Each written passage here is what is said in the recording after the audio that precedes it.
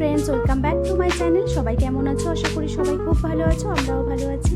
তো আজকে শুভ সপ্তমী, সবাই নিশ্চয়ই খুব আনন্দ করছো, ঘুরছো।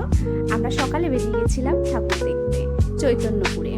তো দেখো এই যে প্যান্ডেলটা আছে, খুব বাইরে থেকে ভীষণ সুন্দর দেখতে লাগছিল, ভেতরটাও খুব সুন্দর।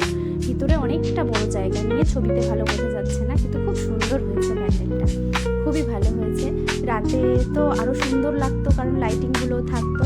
আমরা দিনের বেলা গেছিলাম, ওই জন্য মোটামুটি মানে যেরকম প্যান্ডেল আর কি ওরকমই দেখে চলে আসতে হয়েছে। লাইটিংগুলো বা ভিতরের সাজসজ্জাগুলো অতটা ভালো দেখা যায়নি। এই যে দেখছো ওই প্যান্ডেলটা, হাতে শিকল বাঁধা আছে, নিচে একটা বড় ফোন আছে, আর প্যান্ডেলটা জুড়ে বই আছে, বইটা দেখাচ্ছি। আর এই যে দেখো সবাই একটা মানে ছোট ছোট মূর্তি মতো করেছে, ওগুলো বই পড়ছে।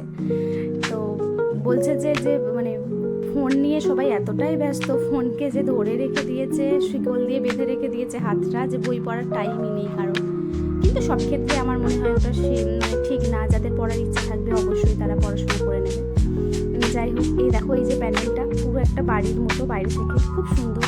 আর দেখো পক্ষীরাজ একটা ঘোড়া আছে, উপরটাও দেখো খুব সুন্দর বানিয়েছে। ঠাকুরগুলোও খুব সুন্দর, দেখার মতো ঠাকুর, মানে ভালোই হয়েছে, ভীষণ ভালো লেগেছে। আর আমার মেয়ে দেখো এখানে নাচতে শুরু করে দিয়েছে। ও প্রতিটা প্যান্ডেলে প্যান্ডেলে গিয়ে একটু করে নাচতে শুরু করে দেয়, ওর ভালো লাগে নাচতে।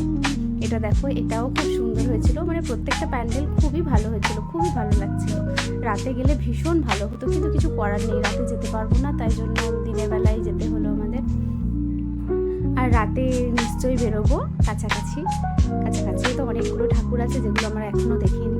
তো একটু দূরের দিকে গেলাম দিনের বেলা, কাছাকাছি সব মানে সন্ধ্যাবেলা দেখবো বলে। দেখো এই একটা প্যান্ডেল, ঠাকুরগুলো প্রত্যেকটা ঠাকুর সুন্দর হয়েছে।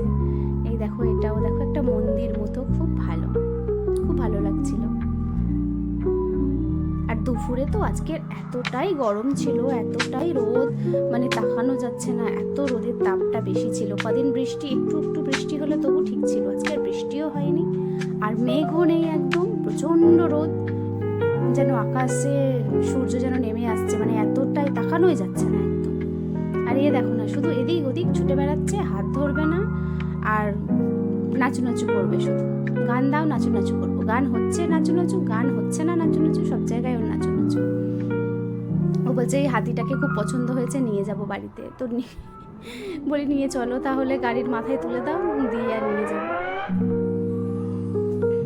এই প্যান্ডেলটাও খুব সুন্দর হয়েছে।